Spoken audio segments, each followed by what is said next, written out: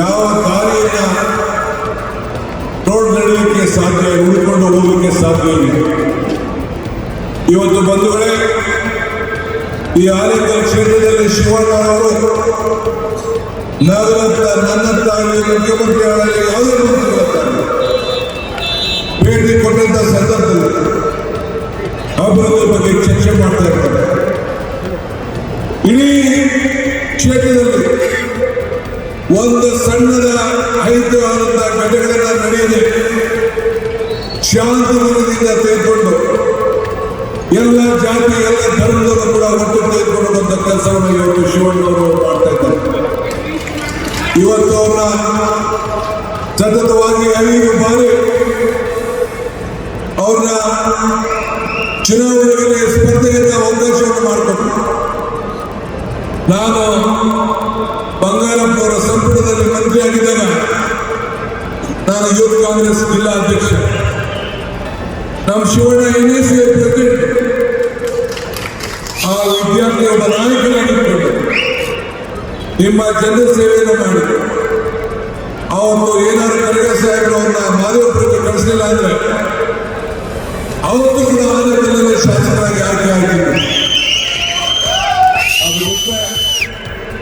ನೀವೆಲ್ಲ ಸೇರಿ ಇಂಥ ಒಬ್ಬ ಶಾಸಕರನ್ನ ಆಯ್ಕೆ ಮಾಡಲಿಕ್ಕೆ ನಿಮ್ಮೆಲ್ಲರೂ ಕೂಡ ನಾನು ಸರ್ಕಾರ ಪರವಾಗಿ ಪಕ್ಷದ ಪರವಾಗಿ ನಾನು ಅಭಿನಂದನೆ ಸಲ್ಲಿಸಲೇಬೇಕಾಗ್ತದೆ.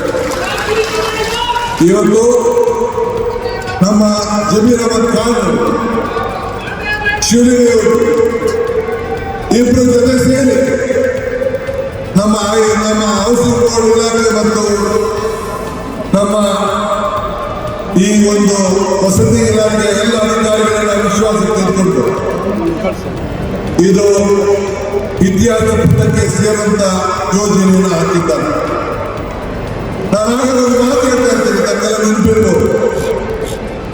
ಮನುಷ್ಯರ ಹುಟ್ಟು ಆಕಸ್ಮಿಕವಾದ ಸಾವು ಅನಿವಾರ್ಯ, ಜನನ ಉಚಿತ, ಮರಣ ಖಚಿತ. ಈ ಹುಟ್ಟು ಸಾವಿರ ಮಧ್ಯದಲ್ಲಿ ನಾವೇನು ಮಾಡ್ತೀವಿ ಅದು ಬಹಳ ಮುಖ್ಯ. ಹಂಗೆ ನಾವು ಯಾರು ಬದುಕಲಿಕ್ಕೆ ಸಾಧ್ಯವಿಲ್ಲ. ಆದರೆ ಇವತ್ತು ಏನು ಈ ಸ್ಟೇಡಿಯಂ ಅನ್ನು ನಾವು ಕಟ್ಟಿದ್ದೇವೆ, ಏನು ಈ ಶುಭ ಗಳಿಗೆಯಲ್ಲಿ ಪೂಜೆ ಮಾಡಿದ್ದೇವೆ. ಬುದ್ಧ ಬಸವ ಮನೆ ಬಿಟ್ಟ ಗಳಿಗೆಯಲ್ಲಿ, ಯೇಸು ಕ್ರಿಸ್ತನು ಶಿಲುಬೆಗೆ ಏರಿದ ಗಳಿಗೆಯಲ್ಲಿ, ಭೀಮಾ ಬಾಯವರು ಅಂಬೇಡ್ಕರ್ ಅವರಿಗೆ ಜನ್ಮ ಕೊಟ್ಟಿದ್ದ ಗಳಿಗೆಯಲ್ಲಿ, ವಿಧಾನಸಭೆ ಕಟ್ಟಂತ ಗಳಿಗೆಯಲ್ಲಿ, ಇಂಥ ಪವಿತ್ರವಾದಂಥ ಗಳಿಗೆಯಲ್ಲಿ ನಾನು, ಸಿದ್ದರಾಮಯ್ಯವರು, DK ಸುರೇಶ್ ಅವರು, ಪರಮೇಶ್ವರ್ ಅವರು, ಜಮೀರ್ ಅಹಮದ್ ಖಾನ್ ಅವರು, ಶಿವಲಿಂಗೇಗೌಡರು, ನಾವೆಲ್ಲ ಬಂದು ಬಹಳ ಸಂತೋಷದಿಂದ ಈ ಭೂಮಿ ಪೂಜೆಯನ್ನು ಮಾಡಿ ಈ ಬೆಂಗಳೂರು ನಗರದ ಜನತೆಗೆ, ಕ್ರೀಡಾ ಅಭಿಮಾನಿಗಳಿಗೆ ಒಂದು ಶಾಶ್ವತವಾದಂತಹ ಸಾಕ್ಷರತೆಯನ್ನು ನಾವು ಇವತ್ತು ಕೊಡ್ತಾ ಇದ್ದೇವೆ. ಇದು ನಮಗೆ ಬಹಳ ಸಂತೋಷ ಬಂದಿದೆ. ಈ ಇಡೀ ರಾಜ್ಯದಲ್ಲಿ ನಮ್ಮ 6ನೇ ಗ್ಯಾರಂಟಿ, 2 ಗ್ಯಾರಂಟಿ, ಹೌಸಿಂಗ್ ಬೋರ್ಡ್, ನಮ್ಮ ಹೌಸಿಂಗ್ ಇಲಾಖೆ, ವಸತಿ ಇಲಾಖೆ ಒಂದು ಕ್ರಾಂತಿಕಾರಿ ಬದಲಾವಣೆಯನ್ನು ಮಾಡ್ಕೊಂಡು ಬರ್ತಾ ಇದೆ. ಸೂರು ಇಲ್ಲದವರಿಗೆ ಸೂರು ಕೊಡುವಂಥದ್ದು, ದಾಖಲೆ ಇಲ್ಲದವರಿಗೆ ದಾಖಲೆ ಕೊಡುವಂಥದ್ದು, ಅವನ ಆಸ್ತಿಗಳಿಗೆ ಅಚ್ಚುಕಟ್ಟಾಗಿ ವ್ಯವಸ್ಥೆಯನ್ನು ಮಾಡಿಕೊಳ್ಳುವಂತ ಕೆಲಸವನ್ನು ಇವತ್ತು ನಾವು ಕೊಟ್ಟು ಇದ್ದೇವೆ. ಮತ್ತಷ್ಟು ಸುದ್ದಿಗಳಿಗಾಗಿ ನೋಡ್ತಾ ಇರಿ ಪಬ್ಲಿಕ್ ನ್ಯೂಸ್ 24x7. ಇದು ಸತ್ಯದ ಧ್ವನಿ.